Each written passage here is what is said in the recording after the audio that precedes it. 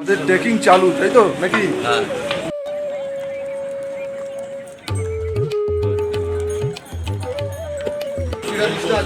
চলছে।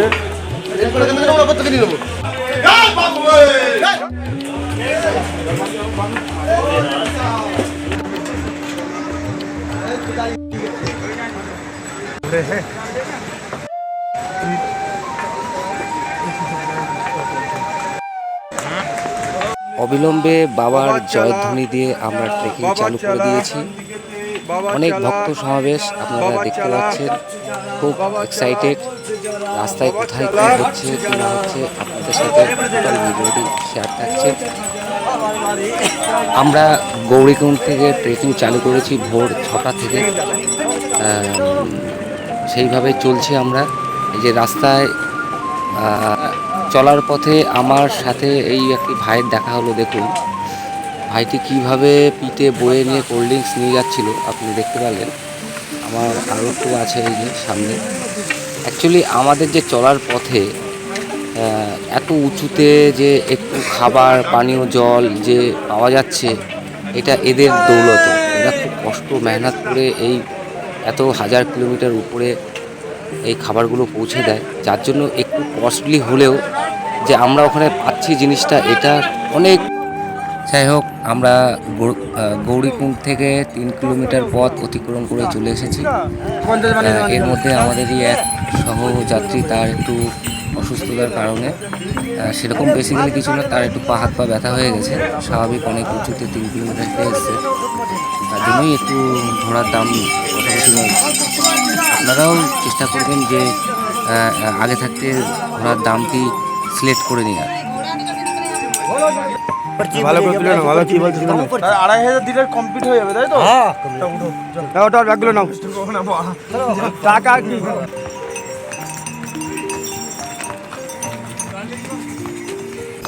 और पैसा नहीं देगा, ठीक है? हाँ, हम वीडियो करके पे कर लिया।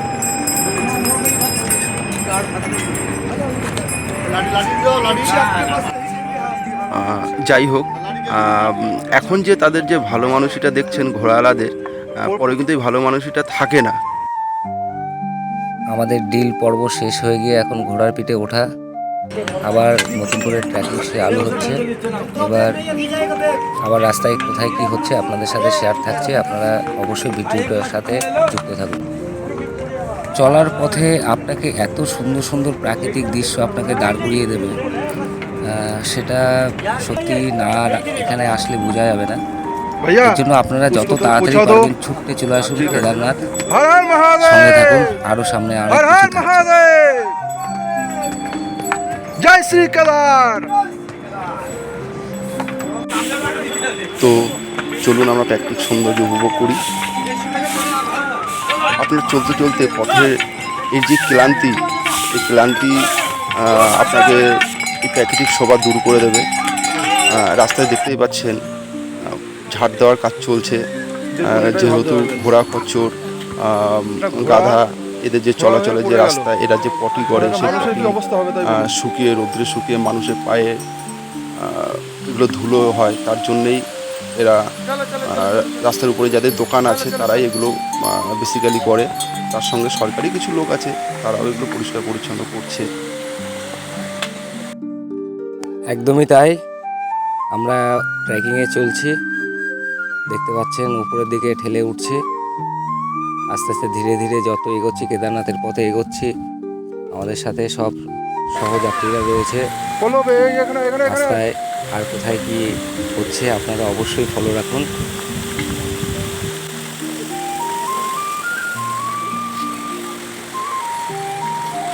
রাস্তায় আমরা সবাই দাঁড়িয়ে গেলাম, তার কারণ হচ্ছে সুন্দর একটা ঝর্ণা পড়ছে এবং সেই ঝর্ণাটা দেখছিলাম এবং মনসিক ক্লান্তি দূর হয়ে যাচ্ছিল। তার সঙ্গে আমিও ওদের সঙ্গে সেলফি তুলতে লেগে গেলাম, আমিও সেলফি তুললাম। তো যাই হোক, জায়গাটা খুবই সুন্দর, খুবই সুন্দর। এবং আমার পিছন দিয়ে নদী বয়ে যাচ্ছে এবং বোঝা যাচ্ছে যে 2013-তে এখানে কীভাবে ক্ষতিগ্রস্ত হয়েছে, সমস্ত কিছু ভাসিয়ে নিয়ে গেছিলো। যাই হোক, প্রশাসনের তৎপরতায় এবং কোথায় আবার পুনরায় ঠিক করা হয়। জয় শ্রী কেদার।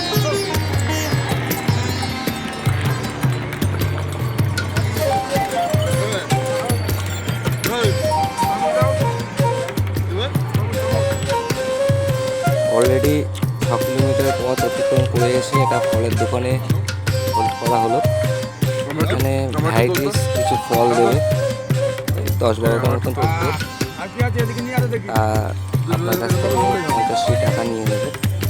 যাই হোক, চলার পথে বেশি হাবিজাবি না খেয়ে ফল খাওয়াই ভালো। যেহেতু বাবা ধামে যাচ্ছি, তো ফলের থেকে আর কিছু বেটার কিছু পাচ্ছি না। চলো, সামনে আরও অনেক কিছু আছে, দেখতে থাকো। তো আমাদের 15 মিনিট হয়ে গেল এখানে। আগে আমরা যাব এবং আগের ভিডিওগুলো আপনাদের সঙ্গে শেয়ার করব, দেখতে থাকুন।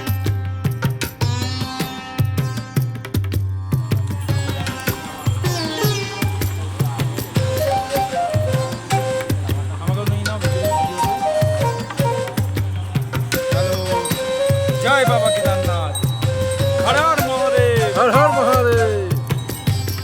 আগেও বলেছি, আবার বলছি যে আপনাকে এখানকার প্রাকৃতিক সৌন্দর্য আপনাকে বারবার দাঁড় করাবে, আপনাকে বাধ্য করবে যে ওখানে দাঁড়িয়ে আপনি দূর দূর, যত দূর আপনার চোখ যাচ্ছে আপনি সেটাকে দেখতে চাইবেন।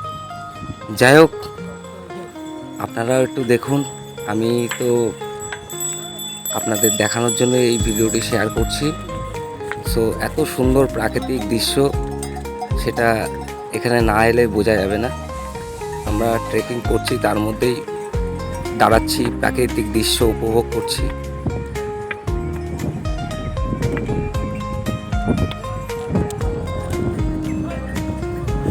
অবিলম্বে মিনিমাম 6 কিলোমিটার পথ অতিক্রম করে যেটা মনে হচ্ছে সেটা আপনাদের সাথে শেয়ার না করলেই নয়।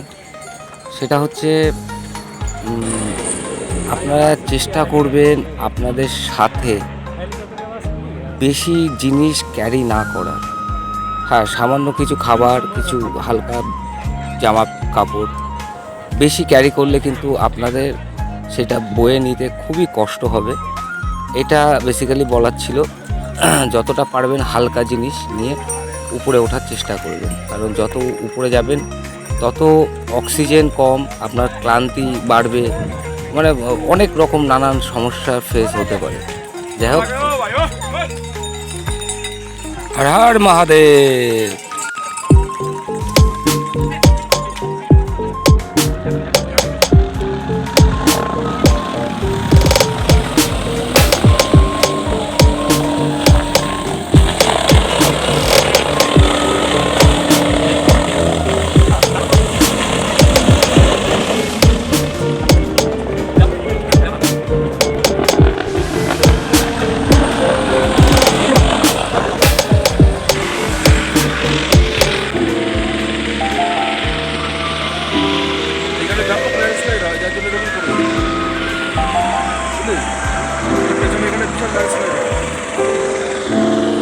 মন্দিরের কিছুটা সামনেই আমরা চলে এসেছি। মন্দির ওই যে দেখা যাচ্ছে, মন্দিরের প্রথম সিঁড়ির ধাপ। মনটা খুব এক্সাইটমেন্ট হয়ে গেল দেখে যে মন্দিরে প্রথম দর্শন পেলাম।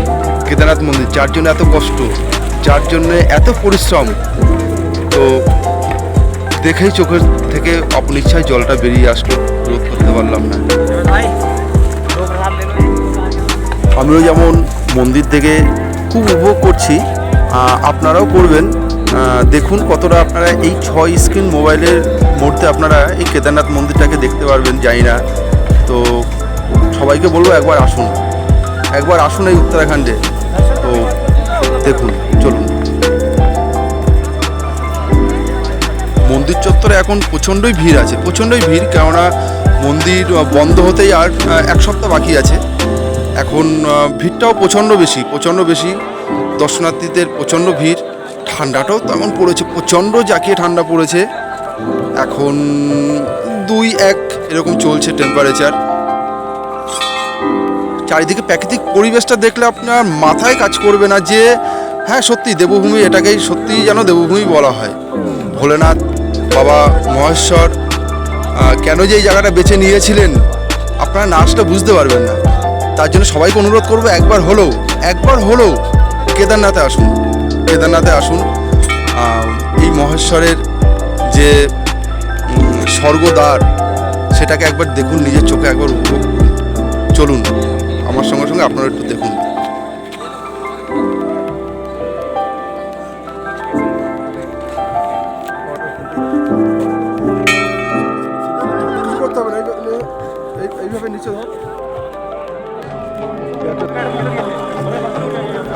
আমাদের সবারই বাবার গর্ভগৃহ দর্শন হয়ে গেছে।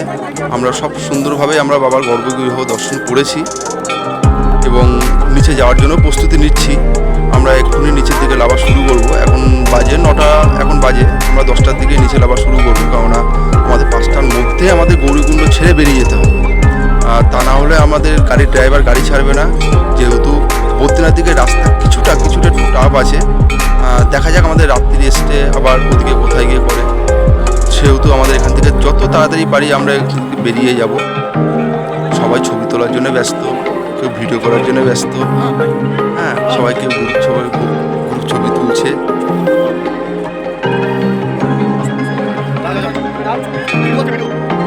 এখানেও কিন্তু কডলাইন রয়েছে, এখানেও টাকা দিয়ে বাবার গর্ভগৃহে যাওয়ার ব্যবস্থা আছে তাড়াতাড়ি পেছন থেকে, কিন্তু আমরা সেটা করলাম না।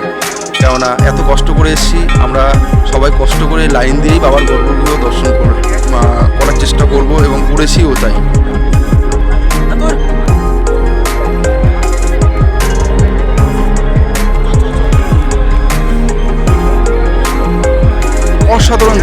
অসাধারণ দৃশ্য, মানে সূর্যটা সবে উঠেছে, সূর্যের আলোটা পুরো চারিদিকটা এত সুন্দর লাগছে। বরফগুলো পুরো লাল হয়ে গেছে, চারিদিকটা এত সুন্দর লাগছে না।